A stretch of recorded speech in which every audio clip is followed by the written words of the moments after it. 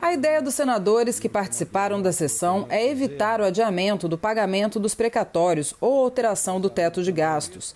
O senador Exalci Lucas, um dos autores do requerimento para a realização da sessão, acredita ser necessária uma mobilização das forças políticas do país em torno do tema. Temos clareza acerca do fato de que, em situações emergenciais, precisamos abrir espaço para que o Estado continue exercendo seu papel nas políticas sociais, com foco nos mais vulneráveis. São cerca de 17 milhões de famílias a serem atendidas pelo Auxílio Brasil, programa sucessor do Bolsa Família, como um mecanismo de proteção das famílias brasileiras mais pobres. O desafio, senhoras senadoras e senhores senadores, é encontrar uma alternativa para que a gravíssima questão social com a qual nos deparamos seja tratada com responsabilidade fiscal e seja revestida da necessária segurança jurídica. Na prática, a PEC pretende postergar o pagamento de precatórios pela União. Atualmente, a dívida prevista para 2022 é de 89,1 bilhões. O texto resolveria a questão do espaço fiscal, parcelando o pagamento dos precatórios e alterando o método de cálculo do teto de gastos. Com isso, o governo não precisaria desembolsar a quantia e abriria um respiro financeiro para o Auxílio Brasil. A proposta estabelece um teto da quantia máxima a ser paga em precatórios no ano que vem. O valor seria de 41 bilhões. A impressão que nós temos aqui no Ministério da Economia é que essa incerteza relacionada a como vão ficar o pagamento do programa social e o teto dos gastos, isso está criando uma incerteza muito grande nos agentes econômicos. Então, é muito importante que a gente enderece essa situação de curto prazo e, dentro do possível, que nós levemos isso para uma regra constitucional, que seja mantido o teto de gastos como a PEC que aí está mantém. O teto de gastos está mantido. A gente abre um espaço dele, mas ele está mantido. Para alterar o teto de gastos, só uma nova alteração constitucional. A Constituição é a regra mais difícil que nós temos de ser alterada.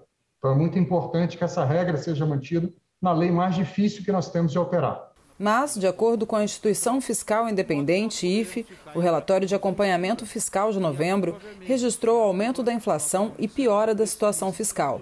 Felipe Salto concluiu dizendo que a PEC dos precatórios aponta para um agravamento do cenário econômico. Nós estamos hoje com um déficit primário projetado pelo governo, o próprio Colnago apresentou, de 1,5% do PIB para o ano que vem. Se nós tivermos que fazer um superávit de 3,3 a 3,4, isso é um desafio de 4,5 pontos a 5 pontos do PIB. Nós estamos falando de 450 bilhões de reais. Uma pitada disso, um exemplo disso já está precificado e evidenciado nas taxas de juros de mercado, nas projeções de crescimento econômico diminuindo a cada semana na pesquisa Focus do Banco Central, de modo que nós poderemos ficar entre a curva azul escura e a curva vermelha, que é a curva que nós chamamos de cenário pessimista. A dívida pública pode entrar facilmente numa trajetória de não convergência, de não estabilidade. A gente chega nessa situação de ter a apresentação de uma PEC dessa magnitude nas vésperas de uma eleição, a priori para atender dois problemas reais. Um deles é a fome, a consequência da crise econômica com essa saída de pandemia. É um problema real. A solução seria esse novo Bolsa Família chamado Auxílio Brasil. E o segundo problema real é o crescimento do valor de precatórios que devem ser pagos em 2022, um valor significativo de precatórios. Tudo isso deveria ser resolvido num contexto racional através de gestão orçamentária, redução discricionárias, remanejamento orçamentário e pagamento das obrigações dentro do teto. Como o Felipe bem falou, o teto está aí para ser seguido, não para ser modificado no momento em que ele se vê ameaçado de atingimento. A discussão sobre a PEC dos precatórios trouxe a emenda 3, substitutiva global à PEC 23. O texto traz a retirada do teto de gastos previsto na Constituição. Dos 89 bilhões dos precatórios, nós destinaríamos 25 bilhões para a correção do salário mínimo, dos benefícios previdenciários e também do benefício de prestação continuada.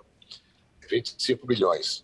Que fariam com que esses 89 se reduzisse dos precatórios fora do teto, se reduzisse a 64 bilhões.